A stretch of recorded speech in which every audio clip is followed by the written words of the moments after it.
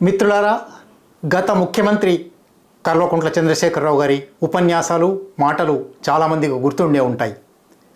4 సంవత్సరాల కింద ఒక సభలో ఒక ఆయన ఎకనమిస్ట్ అని ఉంటాడు, దిక్కుమాలిన రాతలు రాస్తుంటాడు అని అన్నారు. ఆ మాట ఆయన అనడానికి కారణమైనది ఆ వారంలోనే నేను రాసిన వ్యాసం తెలంగాణ ఆర్థిక వ్యవస్థకు ఏమవుతున్నది అని మార్చ్ 11, 2020న నవతెలంగాణలో వచ్చైంది. అది మాత్రమే కాదు, నవతెలంగాణలో 2015లో ప్రారంభించి 2021 దాకా 6 సంవత్సరాల పాటు 15 రోజులకు ఒకసారి తెలంగాణార్థం అని తెలంగాణ ఆర్థిక వ్యవస్థ వ్యవహారాల గురించి ఒక శీర్షిక రాశాను. అట్లాగే వీక్షణంలో అనేక వ్యాసాలు రాశాను గత 10 సంవత్సరాల్లో. గత 10 సంవత్సరాల్లో ప్రతి నెల సంపాదకీయం కూడా రాశాను. ఈ మొత్తంలో తెలంగాణ ఆర్థిక వ్యవస్థ ప్రధానంగా అప్పుల మీద ఆధారపడుతున్నది, మితిమీరిన అప్పులు తెస్తున్నది అనే విషయం చెప్పడానికి చాలాసార్లు ప్రయత్నించారు. మీరు ఒకసారి నవతెలంగాణలో వచ్చిన తెలంగాణార్థం శీర్షికను చూస్తే 2017 మార్చి 9న 3 ఏళ్లు నిండకుండానే అప్పు రెట్టింపైన తెలంగాణ, 2017 మార్చి 14న కోతల అప్పుల బడ్జెట్ అని, 2017 మార్చి 22న అప్పుల అసత్యాల అర్ధసత్యాల అసలు నిజాలు అని, 2020 మార్చి 11న అప్పుల తప్పులకు తోడు అబద్ధాలు అదిలింపులు అని, ఇట్లా వరుసగా అనేక వ్యాసాలు రాశాను. ఈ వ్యాసాలన్నిటిలోనూ ప్రధానంగా చెప్పిన విషయం తెలంగాణ ఆర్థిక వ్యవస్థ తన శక్తికి మించిన అప్పులు చేస్తున్నది. ఈ అప్పులు రానున్న 20 ఏళ్లలో 30 ఏళ్లలో వర్తమాన తరం మాత్రమే కాకుండా భవిష్యత్ తరం కూడా వాటి అసలు వాయిదాలు వడ్డీలు చెల్లించడానికే తెలంగాణ ఆర్థిక వ్యవస్థ ఒక అప్పుల విష వలయంలో పడిపోతుంది అని చెప్పడానికి ప్రయత్నం చేశాను.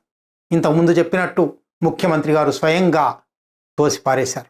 ముఖ్యమంత్రి గారు మాత్రమే కాదు, అధికారులు ఆర్థిక మంత్రులు కూడా మేము అప్పు చేసినప్పటికీ ఆ అప్పును సద్వినియోగం చేస్తున్నాము, అప్పును దుర్వినియోగం చేస్తే తప్పు పట్టాలి కానీ అప్పును FRBM యాక్ట్ పరిధి లోపల, FRBM యాక్ట్ అంటే fiscal responsibility and budgetary management act అని 2003లో ఒక చట్టం వచ్చింది. ఆ చట్టం గురించి మాట్లాడుకుందాం. ఆ చట్టానికి లోబడే చేస్తున్నాము కాబట్టి అప్పులను ప్రశ్నించకూడదు అని అనేక సార్లు మంత్రులు, ఆర్థిక మంత్రులు, ముఖ్యమంత్రి, అధికారులు అనున్నారు. 10 సంవత్సరాలు గడిచిన తర్వాత ఒక కొత్త ప్రభుత్వం వచ్చిన తర్వాత పాత లెక్కలన్నీ బయటికి తీస్తూ ఉంటే, పాత లెక్కలు బయటికి తీయడం మాత్రమే కాదు, ఈ 10 సంవత్సరాల్లో కూడా ఎప్పటికప్పుడు ప్రతి సంవత్సరము బడ్జెట్ పత్రాలలో లేదా సోషియో ఎకనామిక్ సర్వే పత్రాలలో, స్టాటిస్టికల్ అబ్స్ట్రాక్ట్లో ఈ వివరాలు వస్తూనే ఉన్నాయి. ఇవాళ 10 సంవత్సరాల మదింపు వేయడానికి ఒక అవకాశం దొరికింది. 2014 జూన్ 2న తెలంగాణ ఏర్పడే నాటికి రాష్ట్రపు అప్పు, అది ఉమ్మడి ఆంధ్రప్రదేశ్లో నుంచి తెలంగాణ వాటా తెలంగాణకు, ఆంధ్ర వాటా ఆంధ్రాకు విడదీస్తే తెలంగాణకు 61,711 కోట్ల రూపాయల అప్పు ఉండింది. అది కొత్త ప్రభుత్వం ఏర్పడిన తొలి రోజు నాటికి మొత్తం అప్పు 5,81,356 కోట్ల రూపాయలైంది. అంటే 6 రెట్లు పెరిగింది, 600% అన్నమాట పెరుగుదల. మొట్టమొదటి నేను ముందే ప్రస్తావించినట్టు ఇది FRBM యాక్ట్ పరిధి లోపల ఉంది అని పదే అంటూ ఉండేవాళ్ళు. FRBM act, fiscal responsibility and budgetary management act 2003 ఒక పని ఏం చేసిందంటే, ప్రభుత్వాలు ఇట్లా విపరీతంగా అప్పులు చేస్తున్నాయి, అందువల్ల ఈ అప్పులు వాళ్ళ GSDPకి లేదా GDPకి ఎంత శాతానికి లోబడి ఉండొచ్చును అని ఒక పరిధి విధించింది. రాష్ట్రాలకు అది 3%. నిజానికి GSDP లోపల 3% ఉంటే ఉండవచ్చు, కానీ ఇది ఎందుకు తెస్తున్నారు, ఎట్లా ఖర్చు పెట్టారు, మళ్ళీ చెల్లింపు ఎవరు చేస్తారు, మళ్ళీ చెల్లింపు బాధ్యతను ప్రజల మీదికి ఎంత నిష్పూచిగా నెడుతున్నారు అనేవి ప్రధానమైన సమస్యలు. ఈ 5,81,000 కోట్ల అప్పును కూడా రాష్ట్ర ప్రభుత్వం గత 9.5 సంవత్సరాల్లో మాయ ఎట్లా చేసిందంటే, ప్రభుత్వం తాను స్వయంగా 4,02,684 కోట్లు మాత్రమే అప్పు చేశాను అని చెప్పింది. ఇది కొంచెం ముందరికి వెళ్తే మార్చి 2023 నాటి బడ్జెట్ పత్రాల ప్రకారం అది 3,66,306 కోట్లు మాత్రమే. ఆ తర్వాత గడిచిన 6 నెలల్లో కలిసిన అప్పుతో పాటు అది 4,02,684 కోట్లు. ఇది మాత్రమే ప్రభుత్వ అప్పు అని బడ్జెట్ పత్రాల్లో చూపేవాళ్ళు. కానీ ఇది మాత్రమే కాకుండా ప్రత్యేకంగా కార్పొరేషన్లు పెట్టారు. ఆ కార్పొరేషన్లు చాలా అప్పులు తెచ్చాయి. ఆ అప్పులకు ప్రభుత్వమే పూచీ పడింది, హామీ పడింది. కాబట్టి అది ప్రభుత్వమే చెల్లించవలసి ఉంటుంది, ప్రజలే చెల్లించవలసి ఉంటుంది. ప్రజల గోళ్ళు ఊడగొట్టి వసూలు చేసిన పన్నుల్లో నుంచి ఆ అప్పుల చెల్లింపులు జరుగుతాయి.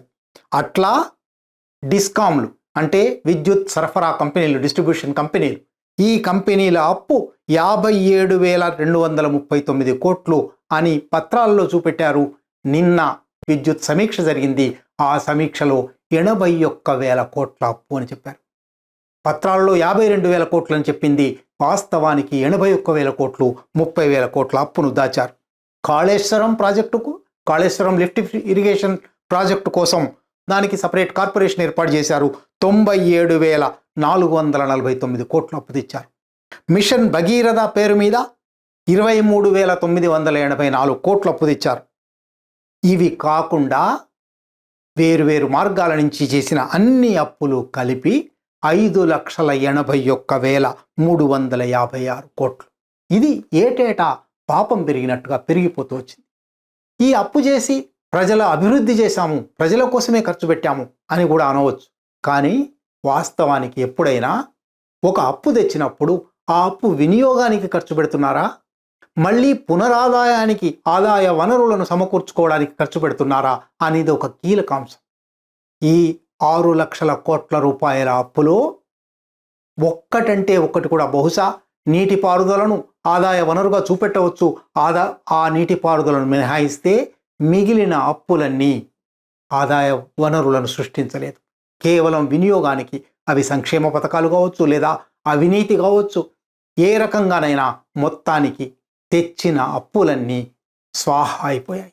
గత 9.5 సంవత్సరాలలో ఈ అప్పు గురించిన చర్చ వచ్చినప్పుడల్లా, ఎక్కడైనా చిన్నపాటి విమర్శ వచ్చినప్పుడైనా ముఖ్యమంత్రి కానీ, ఆర్థిక మంత్రి కానీ, అధికారులు కానీ, బాధ్యులైన మంత్రులు కానీ 2 జవాబులు చెప్తూ ఉండేవాళ్ళు. ఒకటి, అప్పు తేగలిగిన సామర్థ్యం మాకే ఉంది, అప్పు తెచ్చే మొనగాడు ఇంకెవడైనా ఉన్నాడా, ఈ అప్పు తీర్చలేనప్పుడు కదా అని కొన్నిసార్లు అన్నారు. రెండోది, ఆర్థిక పరిభాషలో మాయ చేయడానికి డెఫిసిట్ ఫైనాన్సింగ్ అనేది ప్రపంచం అంతా జరుగుతుంది, అమెరికాకు లేదా అప్పు, భారత ప్రభుత్వానికి లేదా అప్పు అని ఒక మాట అంటూ ఉండేవాళ్ళు. ఈ డెఫిసిట్ ఫైనాన్సింగ్ అనే మాయ కూడా కొంచెం అర్థం చేసుకోవాల్సి ఉంది. 1929లో ప్రపంచవ్యాపిత ఆర్థిక సంక్షోభం వచ్చినప్పుడు, అమెరికన్ ఆర్థిక వ్యవస్థ కుప్ప కూలిపోయినప్పుడు జాన్ మేనార్డ్ కీన్స్ అనే ఒక ప్రఖ్యాత అర్థశాస్త్రవేత్త ఈ డెఫిసిట్ ఫైనాన్సింగ్ అనే ఒక కొత్త సూత్రాన్ని ప్రతిపాదించారు. ప్రభుత్వం తన దగ్గర ఉన్న వనరుల కన్నా మించి, ఆదాయాన్ని మించి అప్పు చేసి అయినా ఆర్థిక వ్యవస్థను నడపాలి. ఆయనది సుప్రసిద్ధమైన ఒక ఉటంకింపు ఉంది, కొటేషన్ ఉంది.